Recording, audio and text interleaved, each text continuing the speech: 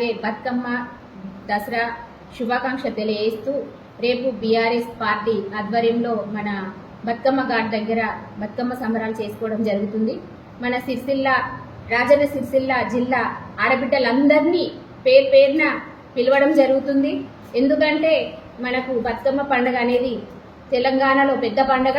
అది ముఖ్యంగా మన ఆడబిడ్డలకు పెద్ద పండుగ.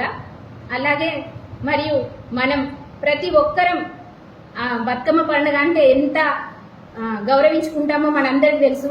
ప్రకృతి పరంగా మనం ప్రతి ఒక్క పువ్వును తీసుకొచ్చి ఆ పువ్వులను మనం పూజించి పండుగ రోజు మనం సాగనంపడం కూడా పెద్ద బతుకమ్మ రోజు జరుగుతుంది.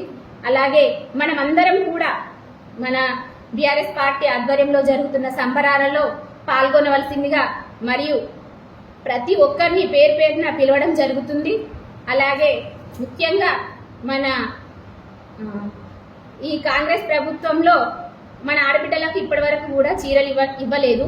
మన బీఆర్ఎస్ ప్రభుత్వంలో ప్రతి ఒక్క ఆడబిడ్డకు చీర ఇవ్వడం జరిగింది. అది మనము ఎంతో సంతోషించడం. ప్రతి ఒక్క ఆడబిడ్డకు చీర ఇస్తులు అనేది చాలా సంతోషించడం.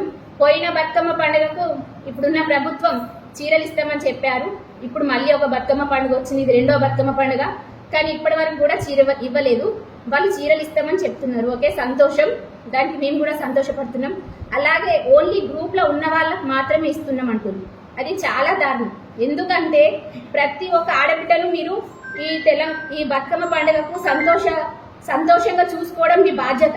ఎందుకంటే తెలంగాణలో మన ఆడబిడ్డలకు ఇది పెద్ద పండుగ కాబట్టి గ్రూప్లో ఉన్న వాళ్ళకు కాకుండా ఈ ప్రతి ఒక్కరికి 18 సంవత్సరాలు నిండిన ప్రతి ఒక్క ఆడపడుచుకు మీరు బతుకమ్మ కానుక ఇవ్వాల్సిందిగా మేము మహిళల తరఫున నేను కోరుకోవడం జరుగుతుంది. ఇది కోరుకోవడం అని కూడా కాదు, మేము ఖచ్చితంగా అడుగుతున్నాం కూడా.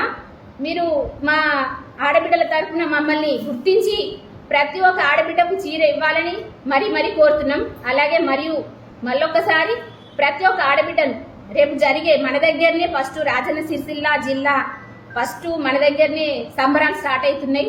ప్రతి జిల్లాలో జరుగుతుంది ప్రోగ్రాము. మన దగ్గర జరుగుతుంది కాబట్టి ముఖ్యంగా మన మహిళా మనులందరినీ రావాల్సిందిగా కోరుతున్నాం.